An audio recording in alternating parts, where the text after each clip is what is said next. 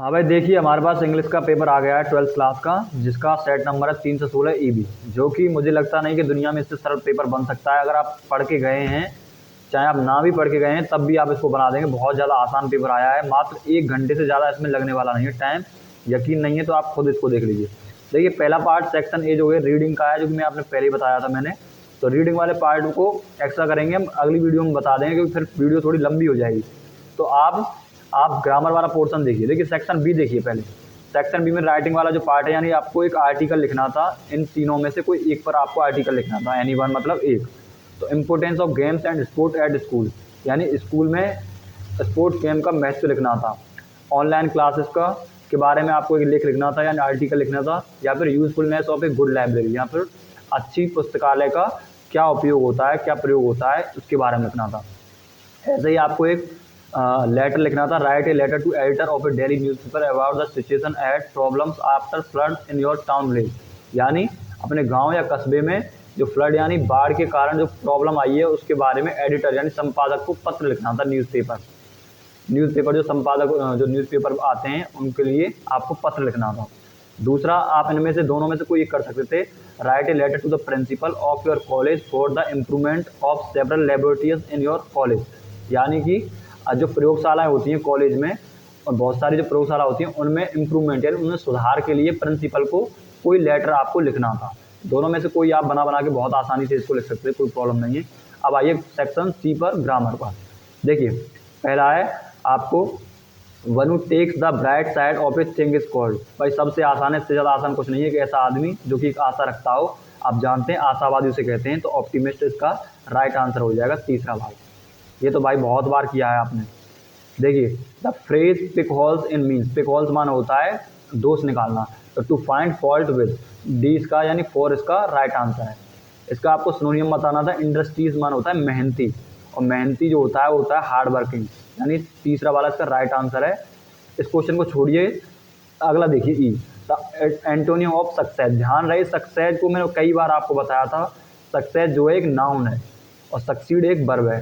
तो सक्सेस अगर नाउन है तो आपको यहाँ सक्सेस का एंटोनियम जो ढूंढना है वो नाउन ही ढूंढना है। तो एक्चुअली में फेल तो यहाँ वर्ब है, ध्यान रहे इस बात का। और फेलियर जो है ये नाउन है, इस वजह से इसका आंसर तीसरा होगा। फेल्ड जो कि वर्ब की सेकंड फॉर्म है, पास तो आप जानते ही हैं कि इसी का सिनोनियम है, जबकि हमें एंटोनियम बताना था। तो ध्यान रहे, आप गलत ना करके आए हो, इसका फेलियर राइट आंसर था। Change any one the following into the indirect narration, इसको इनडायरेक्ट बनाना था। इससे ज़्यादा आसान कुछ भी नहीं है, इसको बहुत आसानी से बना सकते थे आप। When shall I help you, आप जानते हैं इंट्रोगेटिव सेंटेंस है, तो सी, उसके बाद आस्क्ड, और उसके बाद मी। कॉमन कॉमा के लिए क्योंकि सेकंड इंट्रोगेटिव है तो वैन ही आ जाएगा, आप जानते हैं। और वैन के बाद आपको चाहिए पर्सन, आई फर्स्ट पर्सन, सब्जेक्ट चेंज होगा तो दोबारा से सी आ जाएगा। और सी के उसके बाद आप जानते हैं इसको चेंज करेंगे, सेल को शुड में, शुड, और उसके बाद हेल्प, और यू सेकंड पर्सन है, ऑब्जेक्ट चेंज होगा तो ऑब्जेक्ट यानी मी चेंज हो जाएगा। देखिए बहुत आसानी से बना लिए। ऐसे ये बन जाएगा, I said to her please help me just now, तो आई सेड टू हर, तो आप जानते हैं इंपरेटिव सेंटेंस है, और प्लीज़ शब्द आया है तो रिक्वेस्ट को बता रहा है, तो आई रिक्वेस्टेड,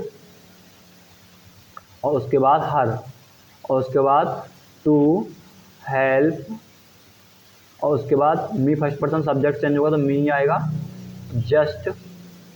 और नाव को आप जानते हैं, नाव किसमें चेंज हो जाता है तो आप कहेंगे सर देन। तो बहुत आसान था, इससे ज़्यादा आसान कुछ नहीं था। अगला आ जाइए यहाँ पर, combine any one the following as a director, यानी आपको इनमें से किसी एक सेंटेंस को सिंपल या फिर कॉम्प्लेक्स बनाना था, दोनों सेंटेंसों को जोड़कर। तो आप जानते हैं the enemy surrendered, the battle was won. दोनों सेंटेंसों के सब्जेक्ट अलग अलग हैं, द एनिमी यहाँ पर है और यहाँ द बैटल है। एक सेंटेंस रीजन को दिखा रहा है, दूसरा रिजल्ट को दिखा रहा है। अगर दोनों सेंटेंस में सब्जेक्ट एक समान होते तो आप इन्फिनेटिव का यूज़ कर सकते थे, लेकिन दोनों के अलग अलग हैं, तो आप न्यूमिनेटिव ऑब्सोल्यूट का यूज़ करेंगे। और न्यूमिनेटिव ऑब्सोल्यूट का यूज़ मैंने आपको बताया था, द एनिमी, और आप जानते हैं उसके बाद हैविंग लगाते हैं आप, हैविंग वर्ब की थर्ड फॉर्म ऑलरेडी यहाँ दी हुई है, तो आप लिखेंगे सरेंडर्ड, और उसके बाद दूसरा सेंटेंस बिल्कुल वैसा का वैसा लिख देंगे आप, द बैटल वाज, और उसके बाद वॉन। तो खाली हैविंग प्लस वर्ब की थर्ड फॉर्म इसमें आनी थी, थर्ड फॉर्म ऑलरेडी इसमें दे ही रखी थी, तो आपने बहुत आसानी से इसको बना दिया होगा, इसमें कुछ भी प्रॉब्लम नहीं है। आगे आइए, इनटू द पैसिव वॉइस बनाना है इनमें से। देखिए बहुत आसान है, इनमें से कोई सा पैसिव वॉइस आप बना सकते हैं। तो देखिए जब मैं इसको ये ऑब्जेक्ट 1 मान लीजिए इसे और इसको ऑब्जेक्ट 2 मान लीजिए, तो जैसे आप बनाएंगे तो हिम का सब्जेक्टिव केस ही आएगा, तो ये चेंज हेल्पिंग वर्ब में तो वॉज आ जाएगा यहाँ पर, वॉज, और उसके बाद ही, और उसके बाद इसकी third form change helping verb, तो आप जानते हैं सीन, और उसके बाद सेकंड ऑब्जेक्ट आ जाएगा इसके तुरंत बाद यस्टरडे, और उसके बाद बाई, और उसके बाद यू। देखिए बहुत आसानी से हमने इसको बना दिया।